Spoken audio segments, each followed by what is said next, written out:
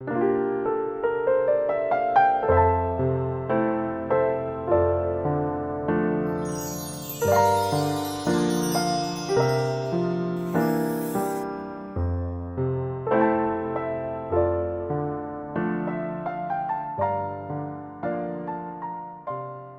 14장 1절에서 12절까지 말씀을 교독합니다. 사랑을 추구하며 신령한 것들을 사모하되 특별히 예언을 하려고 하라. 방언을 말하는 자는 사람에게 하지 아니하고 하나님께 하나니 이는 알아듣는 자가 없고 영으로 비밀을 말함이라. 그러나 예언하는 자는 사람에게 말하여 덕을 세우며 권면하며 위로하는 것이요. 방언을 말하는 자는 자기의 덕을 세우고 예언하는 자는 교회의 덕을 세우나니 나는 너희가 다 방언 말하기를 원하나 특별히 예언하기를 원하노라. 만일 방언을 말하는 자가 통역하여 교회의 덕을 세우지 아니하면 예언하는 자만 못하니라. 그런즉 형제들아 내가 너희에게 나아가서 방언으로 말하고 계시나 지식이나 예언이나 가르치는 것으로 말하지 아니하면 너희에게 무엇이 유익하리요? 혹 필이나 검은고와 같이 생명 없는 것이 소리를 낼 때에 그 음의 분별을 나타내지 아니하면 피리 부는 것인지 검은고 타는 것인지 어찌 알게 되리요? 만일 나팔이 분명하지 못한 소리를 내면 누가 전투를 준비하리요? 이와 같이 너희도 혀로서 알아듣기 쉬운 말을 하지 아니하면 그 말하는 것을 어찌 알리요? 이는 허공에다 말하는 것이라. 이같이 세상에 소리의 종류가 많으나 뜻없는 소리는 없나니 그러므로 내가 그 소리의 뜻을 알지 못하면 내가 말하는 자에게 외국인이 되고 말하는 자도 내게 외국인이 되리니. 그러므로 너희도 영적인 것을 사모한 자인즉 교회의 덕을 세우기 위하여 그것이 풍성하기를 구하라. 아멘. 할렐루야. 하나님의 크신 은혜와 평강이 오늘도 변함없이 여러분 가운데 가득 넘치기를 주님의 이름으로 축원합니다.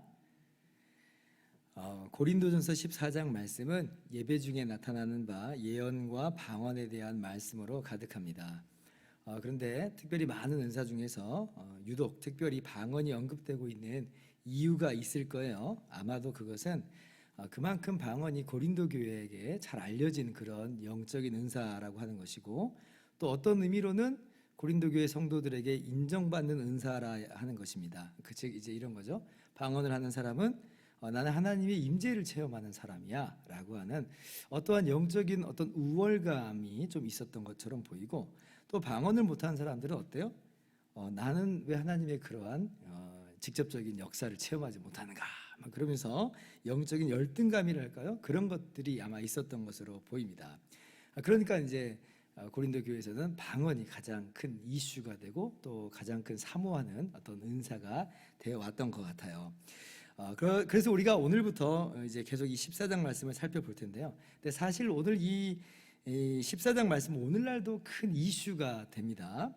정말 다루기 만만치 않은 주제고 굉장히 논쟁적인 그런 주제가 돼버렸어요. 그런데 성령에 깨닫게 하시는 그 은혜를 힘입어서 우리가 하나하나 살펴보도록 합니다. 먼저 1절 말씀을 볼게요.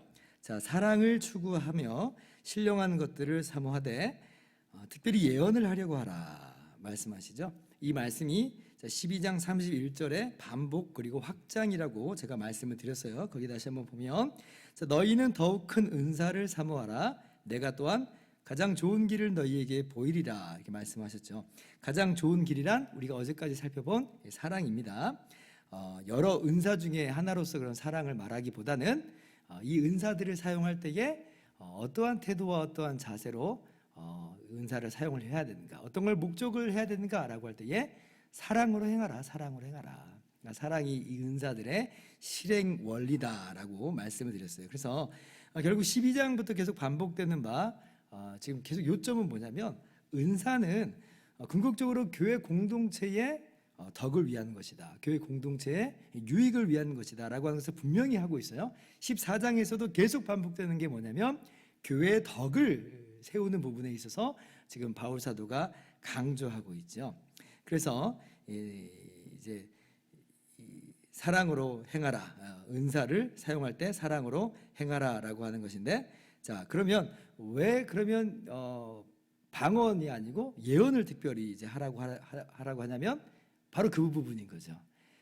교회의 덕을 세우는 그런 부분들, 교회 공동체의 유익을 세우는 부분에 있어서 바로 예언이 그런 역할을 이제 감당하기 때문에 그렇습니다.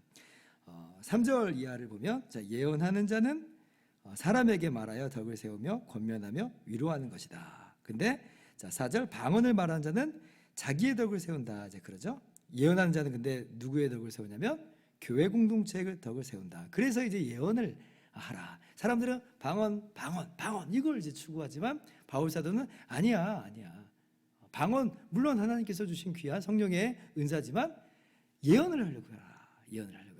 왜냐하면 방언은 사람 개인의 덕을 세우지만 자신의 덕만 세우지만 예언은 교회 공동체의 덕을 세우는 것이므로 이게 정말 더 귀하고 그리고 이것이 바로 하나님께서 우리에게 주신 그 은사의 목적에 정말 참 부합하는 그런 모습이다라고 하는 것이에요.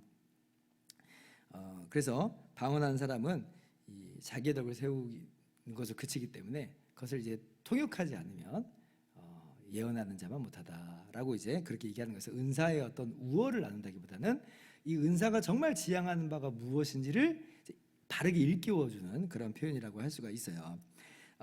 그래서 결국 이제 계속 강조가 되는 건 뭐냐면 교회의 덕을 세우는 것이 바로 은사의 목적이구나라고 하는 것을 우리가 알게 되는 거죠. 14장을 볼 때에 이런 전제가 분명하게 확실하게 자리 잡고 있어야 돼요. 이 틀을 유지하고 나서야 14장을 보면 그러면 이 14장의 내용이 좀 들어와요. 그리고 이것이 그렇게 논쟁으로 흐를 일이 아니라고 하는 것을 우리가 좀 알 수가 있게 되는 거죠. 자, 그러면 오늘은 먼저 예언이 어떠한 은사인지를 조금 더 구체적으로 살펴봅시다.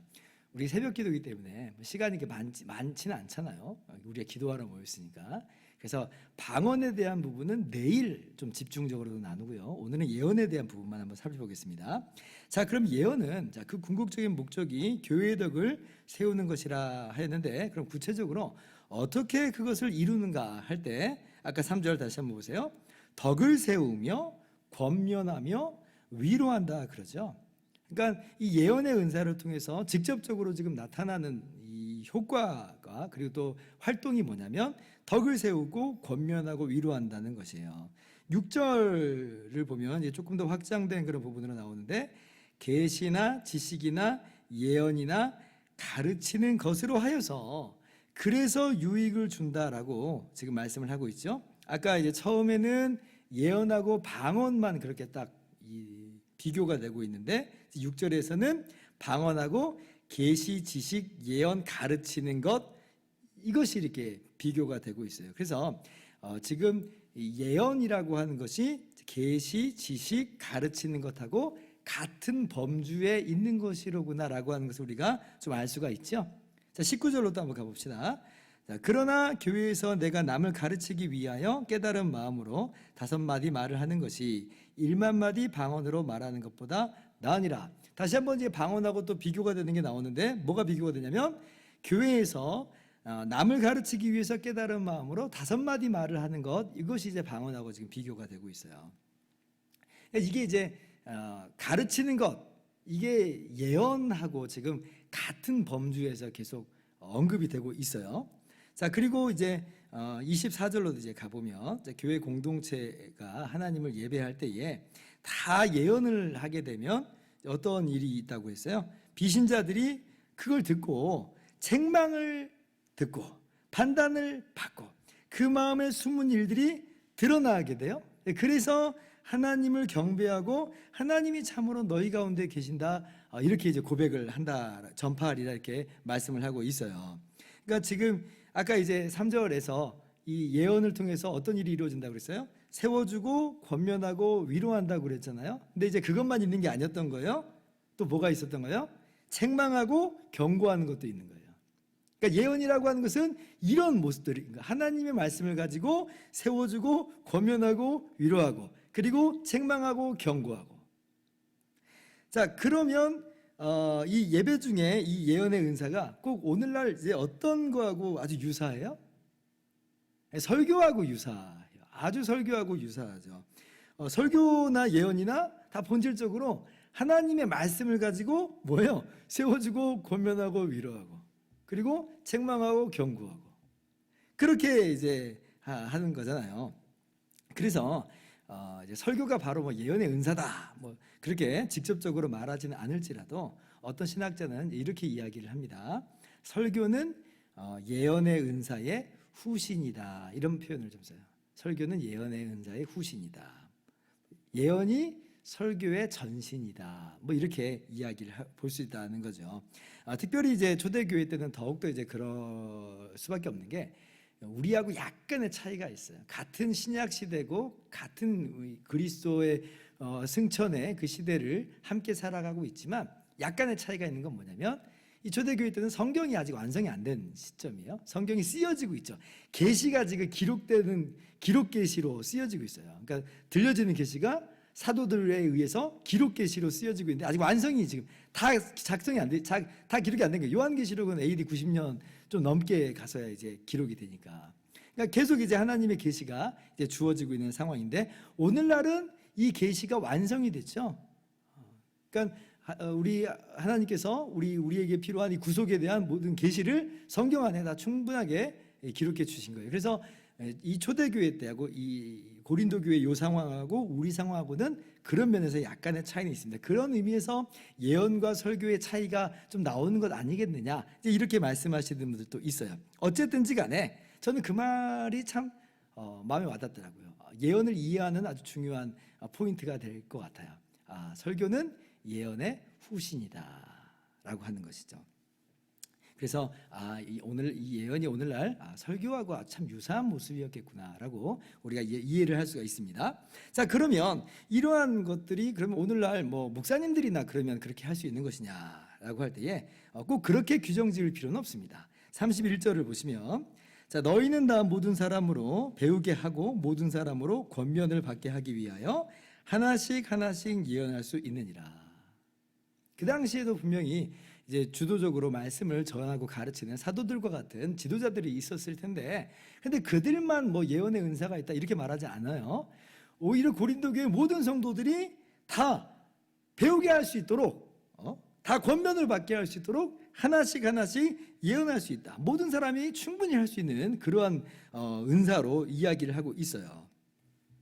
그래서 이 예언이라고 하는 것이 꼭 특별한 목사님들이나 어떤 아주 그냥 대단하게 보이는 그런 사람들에게만 해당되는 그런 이야기는 아니라라고 하는 거죠. 여기서도 지금 예언의 기능이 또 나오죠. 배우게 하고 권면하는 것, 그러죠. 그러니까 이런 것들이 예언의 어떤 모습이구나라는 것을 우리가 알 수가 있어요. 그래서 우리가 이제 예언을 이제 생각할 때 이렇게 막 이해하시는 경향들이 막 있어요. 이렇게 1대1로 막 이렇게 사람이 만나가지고 하나님이 당신에게 이렇게 말씀하십니다. 막 이렇게 막 하는 것들이 있잖아요. 그럼 이제 거기에 막 우리가 이제 움찔하면서 정말 좀 두려워하기도 하고 또 그리고 어떻게 보면 그 말에 우리가 좀 이렇게 좌우되는 그런 모습들이 좀 있습니다. 그런데 이 예언은 그런 게 아니에요. 지금 14장에서 말한 예언은 그런 게 아니에요. 교회 공동체 중에 공동체에서 지금 나타나는 예언이에요. 공동체에서 드리는 예배 가운데서 나타나는 이 예언이에요. 그래서 오늘날 예언의 은사 그래가지고 1대1로 찾아가지고 이렇게 마치 좀 비유하기 좀 그렇지만 무당 찾아가가지고 막 이야기 듣듯이 막 하나님께서 뭐라고 말씀하셨어요. 이제 이런 식으로 이 예언을 이해할 필요는 저는 없어요. 그런 식의 예언의 이해는 정말 잘못된 거예요. 14장에 말하는 예언은 절대 그런 게 아니에요. 지금 1대1로 그냥 사적으로 하는 게 아니고 공적으로 예배 가운데서 하나님 말씀을 가르치는 거예요. 권면하는 거예요. 위로하는 거예요. 세우는 거예요. 또 책망하고 그리고 경고하는 그런 거죠. 그래서 이게 공적인 활동이구나라고 하는 것을 우리가 좀 알아야 됩니다. 그러면 우리가 꼭 목사님만 아니라 우리도 그러면 오늘날 이러한 예언의 은사를 우리가 행할 수 있다라고 할 때에 그럼 그건 뭐가 되겠느냐라고 할 때 이런 것일 수 있어요. 우리가 공예배에서는 목사님이 이제 설교를 합니다. 근데 이제 어떤 이제 집회를 가보면 목사님 한 분만 아니라 목사님이 한 3명 정도 나와가지고 연달아 설교를 하는 또 권면하고 축사하기도 하는 그런 모습을 보일 수 있어요. 오늘날 예언한 사람이 이게 질서대로 지금 예언을 하게 하잖아요. 그런 모습들이 바로 이런 모습으로 이제 나타나기도 하고 그리고 우리가 공예배는 아니지만 그러나 뭐 소그룹으로 모였을 때, 구역 모임으로 모였을 때 서로 하나님의 말씀을 나누고 서로 가르치고 서로 권면하는 것도 넓게 본다면 이러한 예언의 은사의 한 모습이다, 현대적 모습이다라고 볼 수가 있어요. 그러니까 예언의 은사를 너무 막 어렵게만 생각할 필요는 없어요. 물론 아마 그 가운데서 성령의 감동으로 말미암아 하나님께서 내게 이런 감동을 주시네요 라고 하면서 그렇게 우리가 소그룹 모임 가운데 그렇게 나누는 그런 경우가 있고, 그 가운데서 사람들이 또 교우들이 많은 위로를 받고 권면을 받고 또 때로는 찔림을 받는 그런 은혜가 있을 수 있어요. 그때는 정말 주님께서, 성령께서 예언의 은사로서 그때 또 강하게 역사하셨구나 라고 우리가 알 수가 있는 거죠. 그래서 예언의 은사를 마치 막 이상한 어떤 그러한 무슨 신비하게만 생각하는, 무슨 미래를 앞날을 예측하고 꿰뚫어보는 그런 것만으로 생각하지 마시고 하나님의 말씀을 가지고 가르치는 거예요. 가르치고 나누고 그리고 권면하고 위로하고 세워주고 책망하고 경고하는 그러한 모습으로 우리가 충분히 이해할 수가 있습니다. 그런 말미암아 뭐가 세워지냐면 교회가 교회의 덕이 되고 교회 공동체가 아름답게 세워지는 거예요. 설교 시간을 통해서 우리가 이런 교회 공동체가 유익을 얻잖아요. 우리가 구역 모임 때 소그룹으로 모였을 때 우리의 나눔을 통해서 우리가 그렇게 유익을 얻는 거예요. 그렇게 해서 교회가 건강하게 되는 것이다 라고 하는 것입니다. 그러므로 성경 말씀을 우리가 더욱더 바르게 알기를 사모하고 하나님 말씀을 바르게 적용하면서 우리의 삶을 먼저 빚어나갈 수 있기를 바라며, 그렇게 우리가 하나님 말씀을 알고 적용한 바를 우리 모임 가운데 아름답게 나누고 또 서로 분별하면서 그렇게 하여서 하나님의 나라를, 교회 공동체를 아름답게 세워나가는 저와 여러분 되기를 주님의 이름으로 축원합니다. 기도하겠습니다.